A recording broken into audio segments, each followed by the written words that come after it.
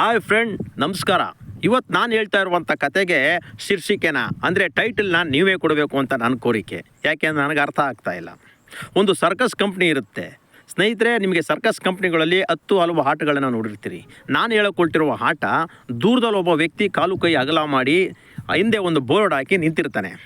ಅದರಿಂದ ಒಂದು 100 ಮೀಟ್ರ್ ದೂರದಲ್ಲಿ ಇನ್ನೊಬ್ಬ ವ್ಯಕ್ತಿ ಕಣ್ಣಿಗೆ ಬಟ್ಟೆ ಕಟ್ಟಿಕೊಂಡು ಆ ವ್ಯಕ್ತಿಗೆ ಚಾಕುನಿಂದ ಸುತ್ತ ಒಂದು 100 ಚಾಕುನ ಆ ವ್ಯಕ್ತಿ ಸುತ್ತ ಹೊಡಿತಾನೆ.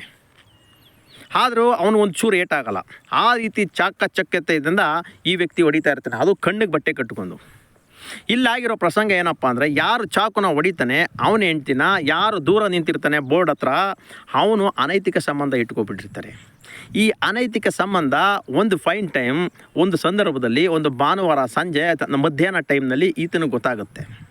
ಈತನ ಮನಸ್ಸಿಗೆ ಬೇಸರ ಆಗುತ್ತೆ. ಯಾರು ಚಾಕು ಹೊಡಿತಿರ್ತಾನೆ ಅವನಿಗೆ ಗೊತ್ತಾದ ಮೇಲೆ ನನ್ನ ಹೆಂಡತಿ ಜೊತೆ ಈ ವ್ಯಕ್ತಿ ಅನೈತಿಕ ಸಂಬಂಧ ಇಟ್ಕೊಂಡಿಲ್ಲ ಅಂತ ಬೇಸರ ಆಗಿ ಅವನು ಕುಡಿಯೋಕ್ಕೆ ಶುರು ಮಾಡ್ತಾನೆ. ಕಂಠು ಪೂರ್ತಿ ಕುಡಿತಾನೆ.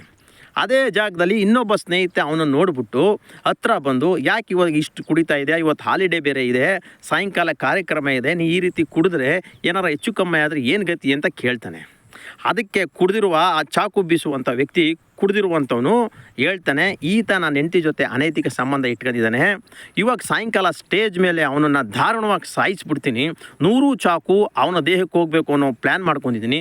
ನಾನು ಎಕ್ತೀನಿ, ಅವನ ಕೊಂದೇ ಕೊಳ್ತೀನಿ ಅಂತ ಹೇಳ್ತಾನೆ. ಅಷ್ಟಕ್ಕೆ ಸಂಜೆ ಕಾರ್ಯಕ್ರಮಕ್ಕೆ ಕಾರ್ಯಕ್ರಮ ಶುರುವಾಗುತ್ತೆ.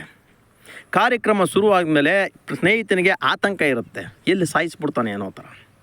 ಆದರೆ ಬೋರ್ಡ್ ಮೇಲೆ ನಿಂತ್ಕೊತಾನಲ್ಲ, ಅವನಿಗೆ ಈ ವಿಷಯ ಗೊತ್ತಿರಲ್ಲ. ಕಾರ್ಯಕ್ರಮ ಶುರುವಾಗುತ್ತೆ. ಎಂದಿನಂತೆ ಎಲ್ಲ ಕಾರ್ಯಕ್ರಮಗಳು ಮುಗಿದ ಮೇಲೆ ಈ ಕಾರ್ಯಕ್ರಮ ಬರುತ್ತೆ. ಇವನು ಕಣ್ಣಿಗೆ ಬಟ್ಟೆನ ಕಟ್ಕೊಂಡು ಆ ದೂರದಲ್ಲಿ ನಿಂತಿರುವ ವ್ಯಕ್ತಿ ಕಾಲು ಕೈ ಅಗಲ್ಸ್ಕೊಂಡು ದೂರದಲ್ಲಿ ಒಂದು ಬೋರ್ಡ್ ಮುಂದೆ ನಿಂತಿರ್ತಾನೆ ಒಬ್ಬ ವ್ಯಕ್ತಿ.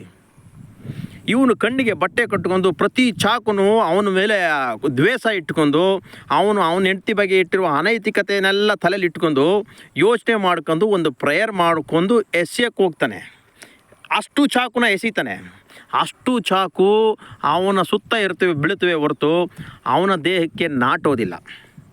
ಎಲ್ಲ ಪ್ರೇಕ್ಷಕರು ಚಪ್ಪಾಳೆ ಹೊಡಿತಾರೆ. ಕಣ್ಣಿಗೆ ಬಟ್ಟೆ ಕಟ್ಕೊಂಡು ಈ ರೀತಿ ಒಂದು ಚೂರು ಅವನಿಗೆ ದೇಹಕ್ಕೆ ತೊಂದರೆ ಆಗದಂಗೆ ಹೊಡೆದ್ನಲ್ಲ ಅಂದ್ಬಿಟ್ಟು ಚಪ್ಪಾಳೆ ತಟ್ತಾರೆ, ಹ್ಯಾಟ್ಸಪ್ ಮಾಡ್ತಾರೆ, ಖುಷಿ ಪಡ್ತಾರೆ. ಕಾರ್ಯಕ್ರಮ ಮುಕ್ತಾಯ ಆಗುತ್ತೆ. ಎಲ್ಲರೂ ಪ್ರೇಕ್ಷಕರೆಲ್ಲ ಹೊರಗಡೆ ಹೋಗ್ತಾರೆ. ಈತ ಎದುರಾಳಿನೂ ಕೂಡ ಹೊರಗಡೆಗೆ ಹೋಗ್ತಾನೆ.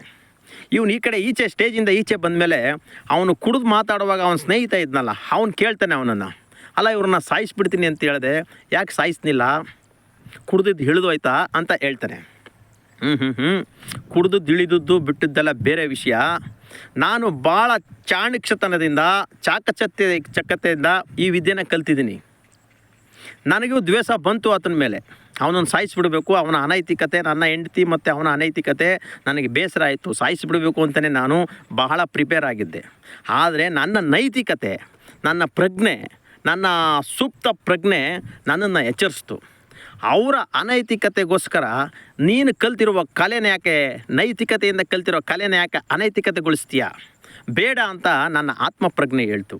ಹಾಗಾಗಿ ನಾನು ಅವನನ್ನು ಬಿಟ್ಬಿಟ್ಟೆ. ಅವ್ರವ್ರ ಕರ್ಮ ಅವ್ರು ಅನುಭವಿಸ್ಲಿ, ನಾನು ವೃತ್ತಿ ಧರ್ಮನ ಅನುಭವಿಸ್ಬೇಕು ಅಂದ್ಕೊಂಡೆ ಅಂತಂದ್ಬಿಟ್ಟು ಹೊರ ನಡೀತಾನೆ. ಈ ಕತೆಗೆ ಟೈಟ್ಲ್ ನನಗೆ ಗೊತ್ತಾಗಲಿಲ್ಲ. ನೀವು ಹೇಳ್ತೀರಾ ಸ್ನೇಹಿತರೆ?